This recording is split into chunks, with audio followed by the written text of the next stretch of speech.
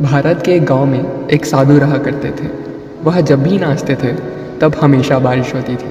इसीलिए गांव के लोगों को जब भी बारिश की ज़रूरत होती तब ये लोग उस साधु के पास जाते और उनसे अनुरोध करते कि वह नाचे।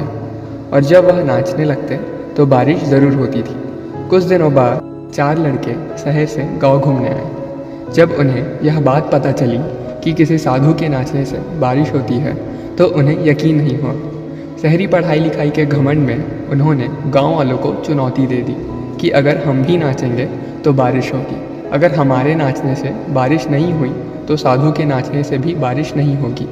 अगले दिन सुबह सुबह गांव वाले उन चारों लड़कों को लेकर साधु के पास पहुंचे।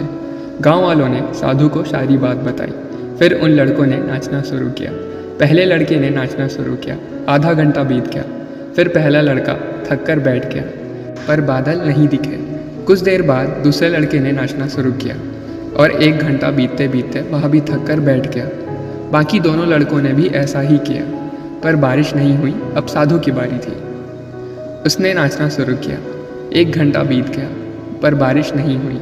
साधु फिर भी नहीं रुका, वह नाचता ही रहा। नाचते नाचते 2 घंटे बीत गए, पर बारिश नहीं हुई।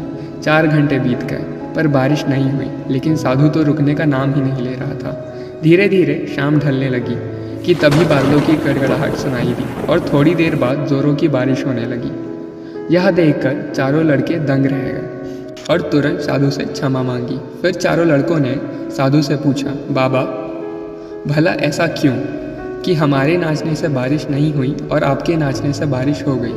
साधु ने उत्तर दिया, जब मैं नाचता हूँ तो 2 बातों का ध्यान रखता हूँ। पहली बात तो मैं यह सोचता हूँ कि अगर मैं नाचूंगा तो बारिश ज़रूर होगी, और दूसरी बात यह कि मैं तब तक नाचूंगा जब तक कि बारिश ना हो जाए। सफलता पाने वाले में भी यही गुण विद्यमान होता है। वे जिस काम को भी करते हैं उसमें उन्हें सफलता होने का पूरा भरोसा होता है और वह तब तक उस काम को करते हैं जब तक कि उसमें सफल ना हो जाए। इसीलिए अगर हमें सफलता हासिल करनी है तो इस साधु की तरह ही अपने लक्ष्य को प्राप्त करना होगा। धन्यवाद।